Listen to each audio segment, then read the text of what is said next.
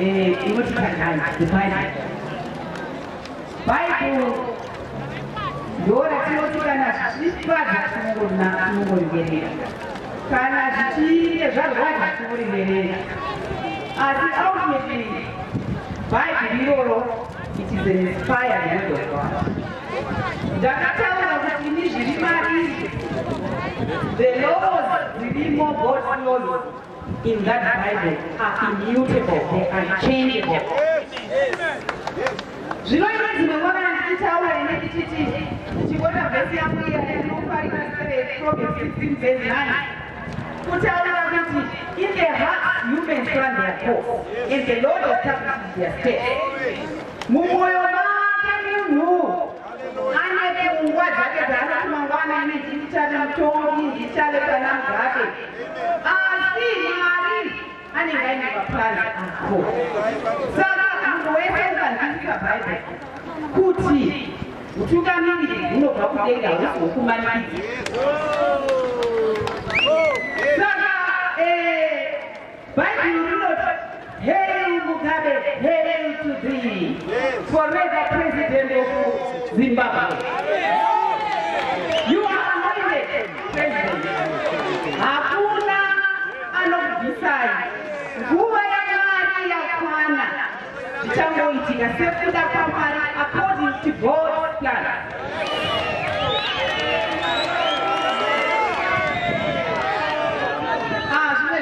Tinge constitution tinachinja sezvatikuda kuti ameni constitution yedu yemusangano we can change, but God's word is immutable, unchangeable. Pane a prayer, serenity prayer. Serenity is inotizo. God grant me the serenity to accept the things I cannot change.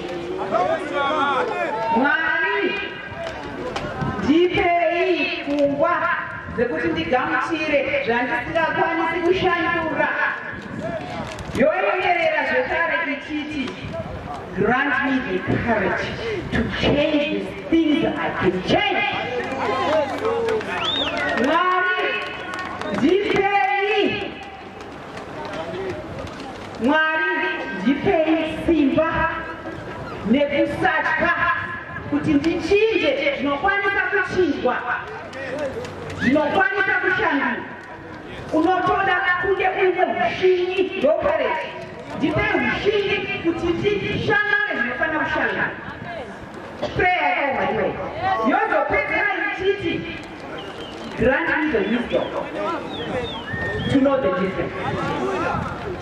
Ndipei ungwaru wekuti ndizive Mwari kuti ichi chinogona kutichinja here kana kuti ichi hatigoni kutichinja.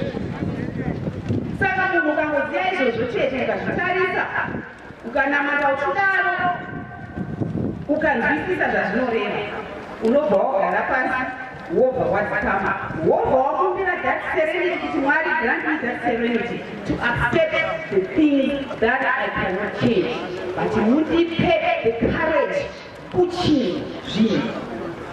Saka change inoitika, we must always ensure that zvinhu zviripo tinazvo zvinhu, asi kana zvachinja zvinhu zviya tinofanira kugamuchira zvinhu kuti zvinhu zvatochinja.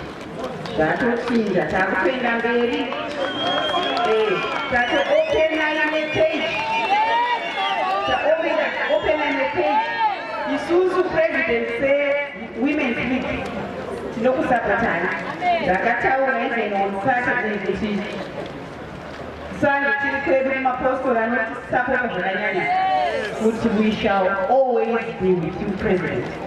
Tinokusapotai mukufara, mukurwara, mukushanda, mukunyonga. Tinenge tiinemi takakunyingirira isema. Munozviziva kuti musangano wedu uZANU-PF kuti uzomusangana madzidzi. Saka tichamira nemi kusvika iye Ishe ati aiwa. Kana Ishe asati ati aiwa, tichingoti chingodera. Saka ini ndinotenda nekurongwa kwamaita zuva ranhasi. Ndinotenda nekuuya kwamaita nekusaneta kushandira musangano wenyu. Hazvichambonetsi nyangwe 2 hours chaiyo kuti vanhu muya, you can actually see the commitment. Hakumanikidzwe munhu kuti muya kune zvakanaka munhu anongouya. Saka ndinotenda nekuuya kwamaita. Ndinoda kuti ndichisiyira nguva ino kuti vanosumudza mukuru wedu vamusumudze, asi we love our president. He is also my president.